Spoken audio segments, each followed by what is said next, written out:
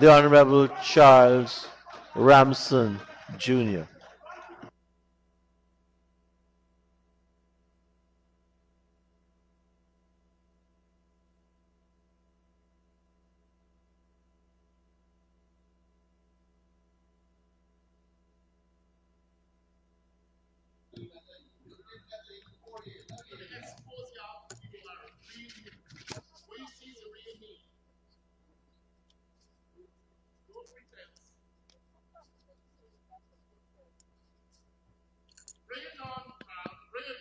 Thank you very much, Mr. Speaker. It's a very great pleasure to use my voice here to support the largest budget in this country's history, and more importantly, a budget that does not include any taxes, any new taxes. And I have to say, with this new measure of $100,000 for every new child, I was particularly interested in that. I think that particular measure will make Guyanese, let's say, a lot more productive. That's right. That's right. And I listened to the honorable member, and I like Ms. Nima Flubess. But with all of the caterwauling that just happened just a few minutes ago, one would forget that it was they who disbanded the Ministry of Culture, Youth and Sport. And I want to welcome all of the students who are here. All of the lofty ideals and the glowing words about young people, their first act when they came into power was to get rid of the Ministry of Culture, Youth and Sport. And I've been listening very carefully over the last few minutes. And I want to pause on this particular point too that she mentioned. She might be the only person in Guyana and probably in this world that extols the amazing beauty and location or locality of Durban Park. I was driving with someone, came to the country for the first time, and while I was showing him around, he had the opportunity to pass on home stretch. And when he saw Durban Park, you know what he said to me? He asked me, "Oh my gosh, was there a fire here?" That is an eyesore. That is an eyesore. And an example of the record that they have for the APNU-AFC government. And when I've heard all of what the members of the opposition have said over the last few days, and I hear the purported paragons of virtue and rectitude, I want to ask myself, I can't help but asking myself, are these the people who spent $1.4 billion on Durban Park and $600 million cannot be accounted for? Are these the people who sold a wharf that was valued at 8 billion Guyana dollars, a government wharf? They sold it for $100 million. Only collected $20 million and transferred the property, robbing Guyana of billions of dollars. Are these the same people who sourced a bottom house for drugs for $12.5 million a month in rent, costing Guyana $340 million? Are these the same people? Are these the same people who spent $1 billion on SARA, the State Asset Recovery Agency, and never recovered one asset? Are these the same people who spent $72 million on scales, sole sourced it to their political advisor from Jamaica, and the scales were never delivered? Are these the same people who transferred $90 million into their personal bank account? Personal bank account in 3 months. Are these the same people who gave themselves contracts in Video Mega? Are these the same people who passed the Liberalization for the Telecoms Act in 2016, but never brought it into force until the People's Progressive Party came to power in 2021? Are these the same people who gave themselves 50% salary increase and who have an affinity for bangles, bracelets, bed sheets, barber chairs, pig farms? Are these the same people who fired 7,000 sugar workers and 2,000 CSO workers? Are these the same people who transferred 200 acres of land to the chief elections officer, who is charged for rigging the election in 2020? Are these the same people who gave the returning officer for Region 4 his land the very next day after he applied for it? Are these the same people, these purported paragons of virtue and rectitude, are these people the same people who attempted to rig the 2020 election and that caused Mike Pompeo in the United States of America, in Washington, to say at his press briefing, he said at the press briefing that he was announcing visa restrictions on individuals responsible for or complicit in undermining democracy in Guyana. The Granger government must respect the results of democratic elections and step aside. Mike Pompeo, the Secretary of State for the United States of America. And the best that I've ever seen, and it happened in this very house in 2020, is when on the penultimate day of the recount and the ultimate day of the recount, right here in this very house, downstairs by the foyer, you had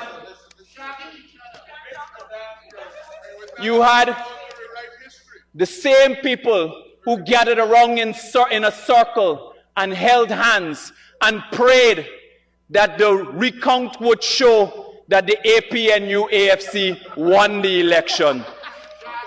And I have the picture here to prove it.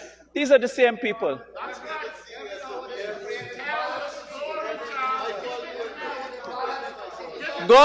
These people are delulu. God wouldn't help you to rig the election, and even 7 pawns, the spirits at 7 pawns, wouldn't help them either. And I want to deal with this friends, family, and favorites. It's friends and family. The 215,000 children who will be benefiting from their $50,000 per child, they and their parents are our friends and family. The 300,000 who will be receiving the $100,000 cash grant, and again this year, they are our friends and family. The 80,000 pensioners who moved their pension from $20,500 to $41,000, they are our friends and family. The 60,000 persons who gained jobs in the last 4 years, they are our friends and family. The 30,000 Guyanese who are studying free on the Gold Scholarship, they are our friends and family. The 15,000 pathway workers They are our friends and family. The 12,000 Guyanese who received their vocational training for free under BIT, they are our friends and family. The 41,000 who received subsidized house lots, highly subsidized house lots, $300,000 they're paying for a house lot that is worth $5 million government invested. They are our friends and family. The hundreds of thousands of people who will be benefiting from the roads, the bridges, the hospitals, the schools, the community grounds, all of them, they are our friends and family. The hundreds of thousands of people who are going to be using the Demerara Harbor Bridge, they are our friends and family. The sugar workers, the farmers, all of the miners, they are our friends and family.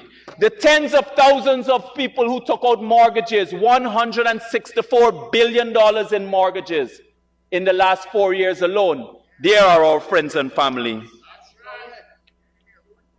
The hundreds of thousands of people who now get access, they now get access to cheaper internet because we remove VAT and liberalize the economy. They are our friends and family. The 248 Amerindian villages that received the $10 billion from the world-class LCDS money from our sale of our carbon credit, they are our friends and family. The 8,000 discipline services, members of the discipline services who had their 1 month tax-free salary restored that APNU took away from them, they are our friends and family.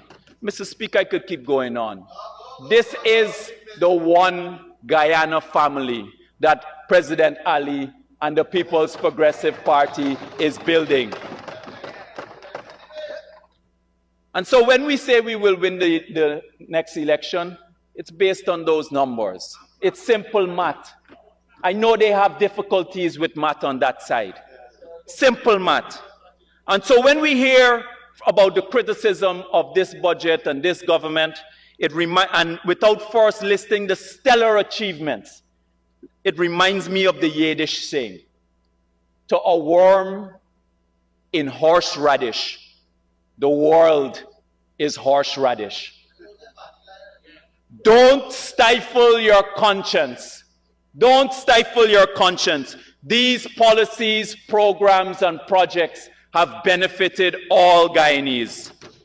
And when I hear the honorable member, Mr. Black Belly Sheep, on the other side, honorable member Ganesh, when I hear him say, bring back Rohi and bring back Frank, it is not by a mistake that he's not saying bring back Ramjatan and bring back Norton and bring back Pagwali. And I want to turn to the opposition, because I've been carefully assessing this opposition over the last 4 years. And I can safely say that if there are 3 things that Guyanese can agree on, and the first is our 83,000 square miles territory, the second is our love for cricket, and the third is that this opposition is a complete waste of time.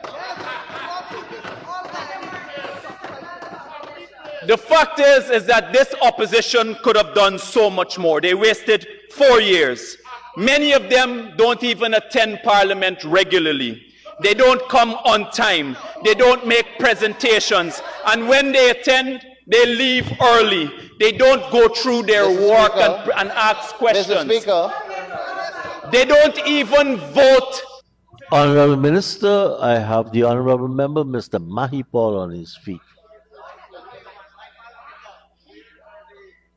Sir, there is a hybrid system in Parliament, the virtual and physical, and majority of our members, when they are Honorable Member, Mr. Mahipal, a good try, but if you had presented me a record of the attendance and used that analysis to say that what he is saying doesn't reflect the reality.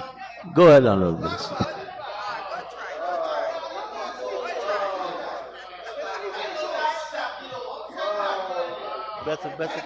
Many of them don't attend Parliament.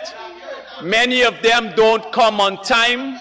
Many of them, when they come, they have lunch and they leave early. They don't do their presentations. They don't prepare and ask questions. These are facts. So when you want to come and present budgets here, anybody can come and read a speech. But it is time. Time is the true answer of the truth. Time is where the facts lie. So, and now they will start to go out into communities. They don't do even community work. They're in opposition, they don't even do community work. They'll go and do community work now. But I want them to know, what rain can't fall, dew can't fall. They wanted us, this opposition wanted to prevent us from spending oil money. And their brilliant and genius idea was to steal this maize. Brilliant and genius idea was to steal this maize. Honorable Minister, I will correct you. Attempt to. Attempt to steal this maize. Thank you very much, Mr. Speaker. And one of the members was inside this house and he was getting quarterback and choreography ideas from a member who was outside. A man who hadn't taken his seat yet in Parliament. How are you? And then even after we had that attempt to steal the maize, and we held a hearing and we suspended them, you know what they did? They went to go to court to overturn their suspension. That is what they did, and they lost. How are these people going to tell people don't commit crime? How are they going to tell people don't commit crime? So, and the one definition of an abdication of their responsibility was when we had the local content bill presented in this house by the People's Progressive Party, which we committed to in opposition as part of our manifesto promise. You know what they did? You know what they did when it was presented? They argued against it. They voted against this. This is a bill that would give and now act, that would have given and now gives Guyanese people more employment in the oil industry, more opportunities for work, more opportunities to get procurement of goods and services. They voted against it. So, and just like when they were in government, they cannot be united now in opposition. Their big focus now is whether there will be a coalition or not. Who will be the presidential candidate? Their focus is not on people, it is on themselves. And no one was shocked when it was revealed on Friday that 22 out of the 32 members of the opposition hustled to get house lots for themselves. Ask them how many they got for ordinary people. And by their own admission, they said that their coalition is on life support. Well, let me just tell you, post-mortem don't bring back dead. Post-mortem don't bring back dead. And I want to take a few minutes to speak about the oil economy. So in December, we started producing, in 2019, we started to produce oil. And yes, we have more oil reserves than any other country in the world, but what matters is production. We are currently producing 650,000 barrels a day. But in order to be in the big leagues, we're not even a top 25 producer. America currently produces 22 million barrels of oil. Russia produces 10 million barrels of oil per day. Saudi Arabia, 11 million barrels a day. We are at 650,000 barrels a day. We have to rapidly get up our production, so otherwise we are not in the big leagues. So what I want us to focus on too is our debt. When we hear members of the other side speak about our debt, and we've spoken ad nauseum about the ratios, our ratio being the lowest in this hemisphere. The first question that you have to ask, really, because I don't want to get into too much equations and analysis of that. This is how you should answer it. They wouldn't understand. Minister Frank is right. They wouldn't understand. The first question that you have to ask is, are the schools, the roads, the bridges, the ports, the water wells, the community grounds, the gas to power project, are they needed? The answer is yes. The second question is, would it have been built had it not been for government expenditure? The answer is no, because otherwise the market would have done it already. The third question is, if we have to make the decision to build it at some point, and we had the money to do it, or we had access to do it, if the answer is yes, why are we waiting to do it? We must do it now. And if there's any time to take on debt, now is the time.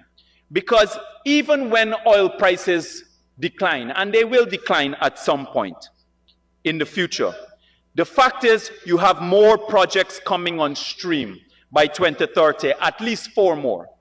And it means that the increased level of production will offset the risk in the decline in oil prices. And I want you to understand that, and this is what the parochial thinkers on the other side don't understand, is that we are competing with other countries.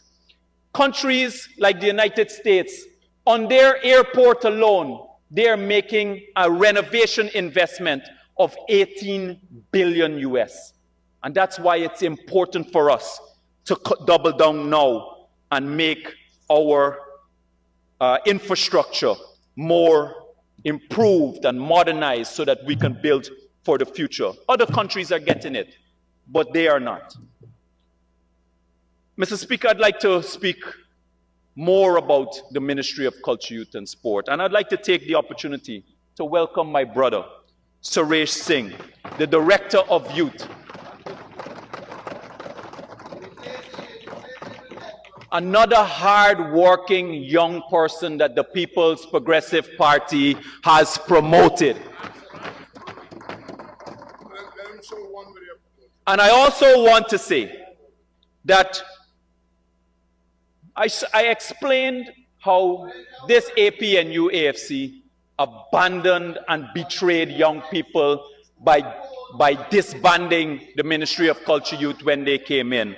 But I also want to show the world, the Guyana and Guyanese, especially young Guyanese, how the APNU AFC, they haven't changed. They haven't changed. They had 3 opportunities to replace an MP in the last 4 years. They had Joe Harmon, who vacated. You had Nicolette Henry, who vacated. And you also had recently Raphael Trotman, who vacated.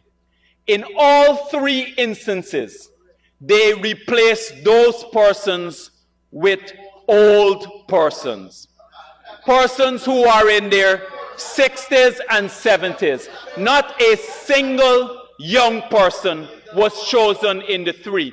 The first time that we had an opportunity to replace another competent MP, Siraj, we chose a young person.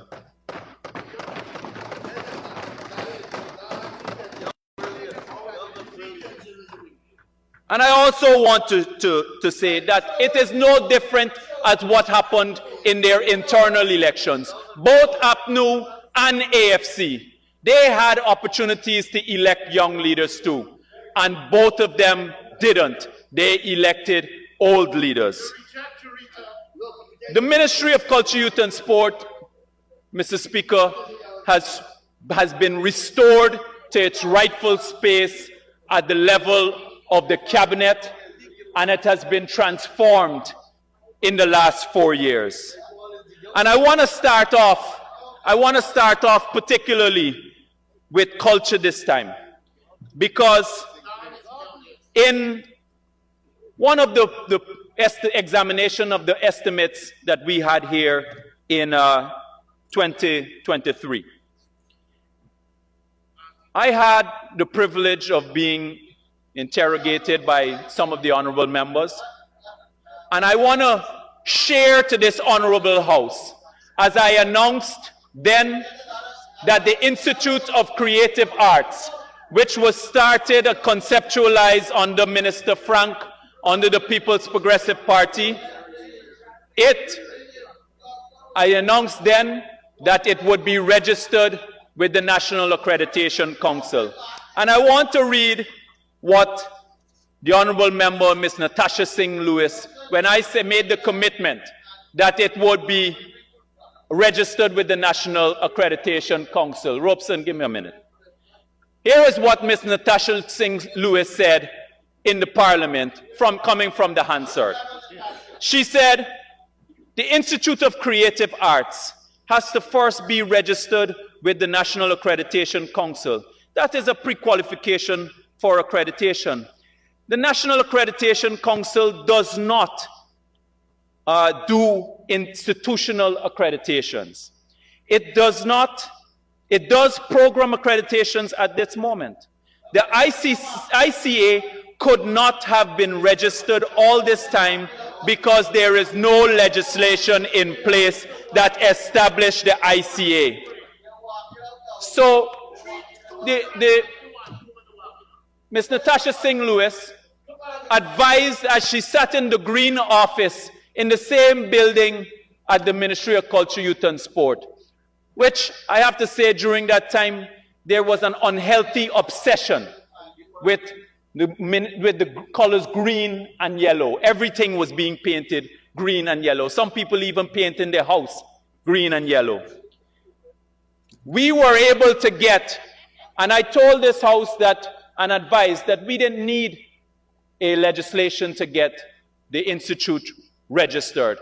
I'm happy to bring to this House that we are officially registered with the National Accreditation Council, the Institute of Creative Arts.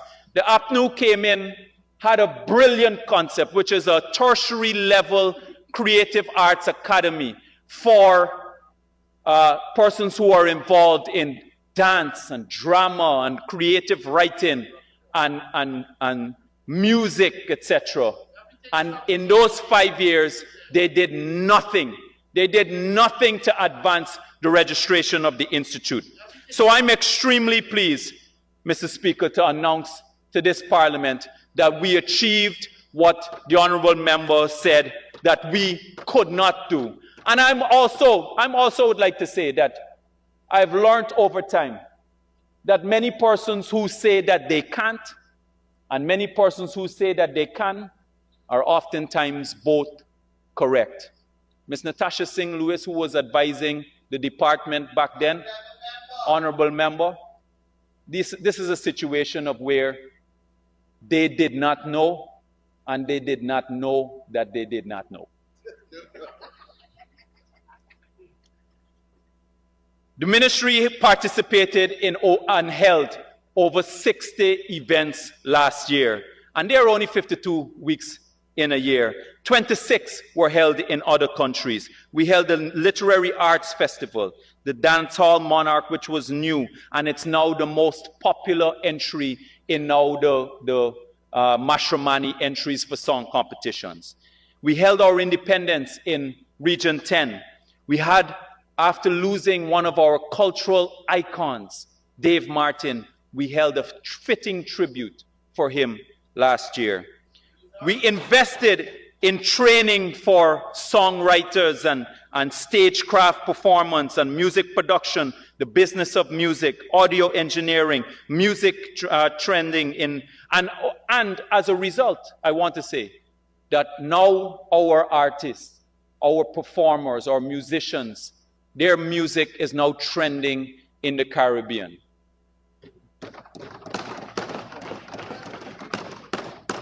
And our performers are making good money both in Guyana now and going overseas. They're being booked overseas and making money. And after APNU had killed the Guyana Prize for Literature, something that was so important for the literary arts. We introduced a Right to Stage program, WRIT, Right to Stage Theatre Art Support Program. And this has been an immense success where we have already staged 6 theatre plays. We held and conducted workshops with Hollywood actors last year, 𝐁𝐔𝐃𝐆𝐄 and 𝐁𝐔𝐃𝐆𝐄. And this year we will be focusing on our film treaty with the UK. We completed the Cultural and Creative Industries online platform, which will be launched this year. Castellani House held 15 art exhibitions. Our youth culture camps, which was introduced by us. We trained 400 young people. 400 young people last night, and it's been over 1,000 since 2022 when it was introduced. And we completed the review and the draft of the legislation for the National Trust, which will be tabled this year. First time it was ever done. We did 37 meetings of hard work to get that accomplished. What did they do? Nothing. I want to turn to sport, Honorable Speaker. The Honorable Speaker. Before you turn to sport, I'll have to give you an extension. Mr. Speaker, I'd like to ask that the honourable member be given 5 minutes to continue. Thank you, Honourable Minister Teixeira. Honourable Minister Ramson, you may continue. Thank you very much, Mr. Speaker. In 2023, our athletes secured 167 medals in international and regional levels. And that then, in 2023, that then was the highest that we have ever accomplished in our country's history.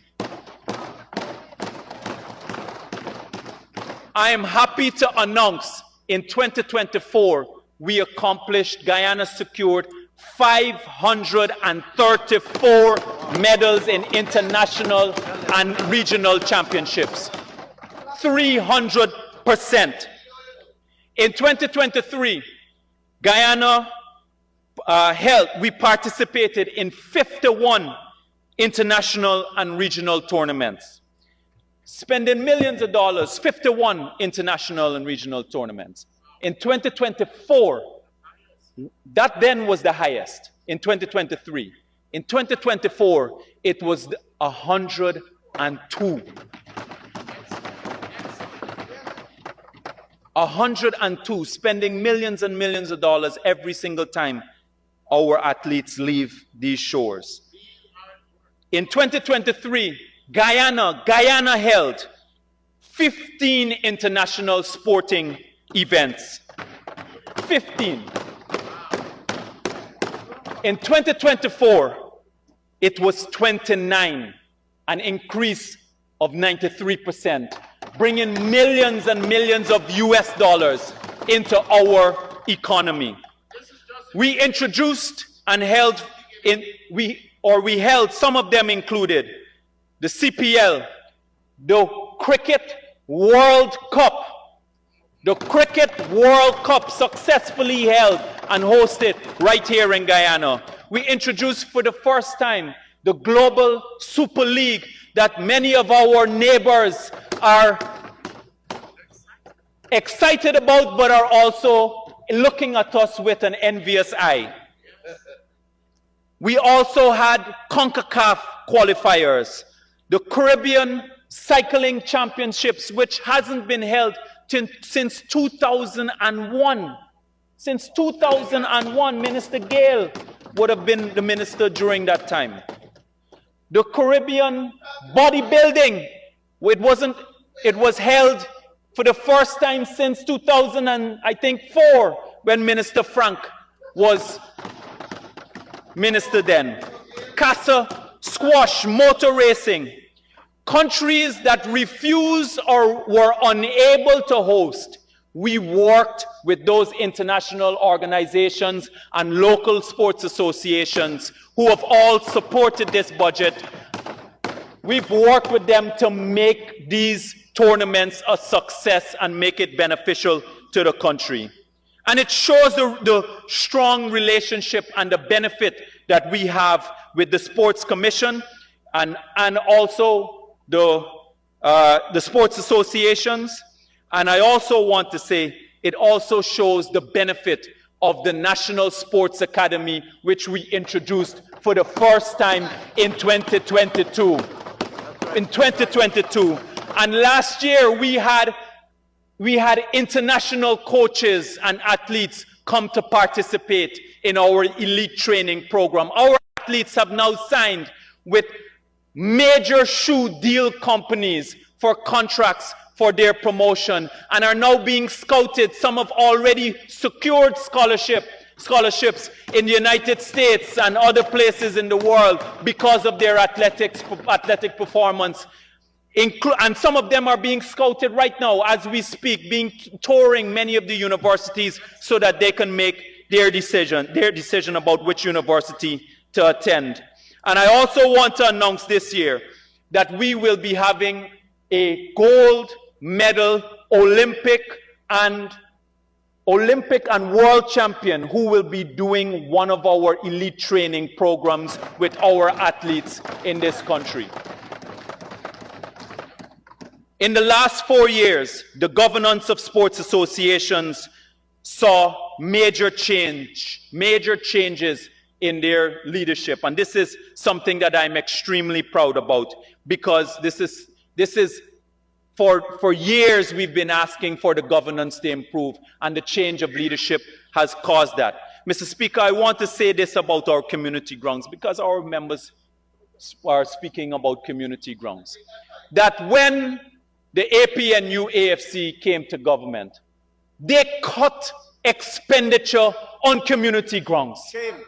Cut community expenditure on community grounds by 66%. In the 2011 to 2015 period, we used to spend $300 million a year on community grounds. And they want to come and profess that they love community grounds. It is for that reason that you've had the decrepitude in community grounds that we've had to make this investment now. We've completed and invested in the last 4 years 320 community grounds. And if you include the hinterland, the 248 villages, it is 550, over 550 community grounds that we've invested in. And this is something that I put my personal attention in, because I know how important it is to young people. Because if they don't have a safe space to play in and to pursue their talents, we will lose them forever. They get involved in drugs and gangs and stealing, and then they end up either in jail or 6 feet below. And that's one of the reasons that I've put my personal attention in. Mr. Speaker, I've walked those grounds. I've done over 1,000 consultations with communities, more than the whole of the APNU AFC combined when they are in government and in opposition. I've done over 1,000. And I've walked through swamps and vegetations big like forests, and ended up with bites and went through snake-infested fields. And I did all of that just so that I can highlight the importance. And now we are investing over $2 billion in community grounds and lighting those. And I've seen how those communities have changed. Mr. Speaker, it has been... He was the snake. Mr. Speaker, it has been a marked, distinct transformation that has happened in the Ministry of Culture, Youth and Sport. And I would like to take the opportunity to thank His Excellency President Ali and the People's Progressive Party government, the Vice President Jagdeo, all of my members of the cabinet, and also the members of the Ministry of Finance. And finally, I leave the word of saying thank you for all of the support that we that I have personally had, we have had from the members of the Ministry of Culture, Youth and Sport. The People's Progressive Party will win the next election. We will have a larger majority here in Parliament, and the APNU AFC will be resigned to opposition for the next 30 years, and you can mark my word on that. Thank you very much, Mr. Speaker.